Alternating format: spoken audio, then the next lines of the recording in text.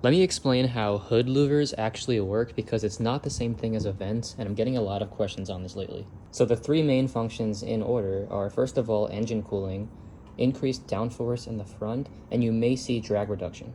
And the efficiency of all of that depends on the design of these fins right here, going from front to back, how it changes, and also the locations of the cutout. So check out here what happens when air hits the front end of a normal car. Air can either flow underneath your car, into your engine bay past the radiator, or over your car. Now, after the air travels through your radiator and into your engine bay, the air needs to escape so that more air can come in and continue flow through your radiator. The only place that the air can escape to is underneath your car, and this is bad.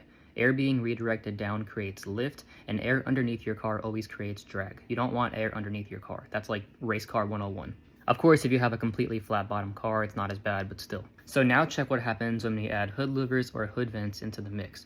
Now air that travels into your engine bay has the opportunity to travel up through your hood on top of your car, which is good. That's what we want. But here's what sets vents and louvers apart. When I say vents, I mean literally just like an opening in your hood with some mesh. So the vents are just an opportunity for air to escape, but it's not so appetizing to air to escape up there versus traveling underneath your car. So the way hood louvers works actually starts with the air traveling over your car from the start, not the air going through your engine bay. The air traveling over your car has to be redirected around the fin of the louver, leaving this pocket of low pressure behind the louvers. And that low pressure is where air wants to flow to. So when the air inside your engine bay sees those louvers from above and sees that low pressure, it really wants to travel fast to that low pressure region and be extracted through the hood over the car at a higher speed. So that really fast redirection of air traveling up creates downforce, and the continuous extra fast extraction of air through your engine bay is what increases cooling, because more flow going through your radiator means more cooling. And you may also see a reduction in drag because you have less air traveling underneath your car and less pressure in the front area of your engine bay.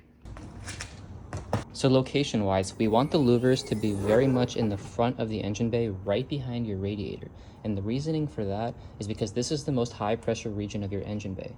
So when you pull air out from this region, you're going to get the most drag reduction, and you're going to get the most increase in cooling and flow through your engine bay. The other reason is that if you have the louvers right above the exit of your radiator, that means that you're going to be pulling air straight up, and you're going to get the most downforce. Now, louvers are the most efficient when you have a full underbody splitter, like I have here, because you're sealing off the bottom of your car, leaving nowhere else for the air to flow, and all of the air now has to flow up through my louvers. The splitter also forces more air over my car, creating more low pressure over these louvers, pulling more air through, and increasing the effects of everything. So here's how to go about making this kind of modification to your car. On an extreme budget, obviously just cutting a hole and having a vent is the cheapest way to do things. It could even be free. But if you want to get louvers, make sure you do it the right way. Like, if you're gonna actually go the right path and put good louvers on your car, you don't want to cut up your hood more than once, so just get the best ones out there. Find ones that have wind tunnel testing, not CFD testing, wind tunnel testing, because you can't have like the inside of your engine bay fully scanned and like really fully simulate how louvers are going to work, considering the underside of your car, the engine bay. Like, it doesn't work. You need wind tunnel testing. And if you find a brand that has this kind of data and can provide you difference in drag, difference in cooling, it would be like percent volume flow across your radiator, difference in downforce versus not having those louvers in there, that's the brand to go with.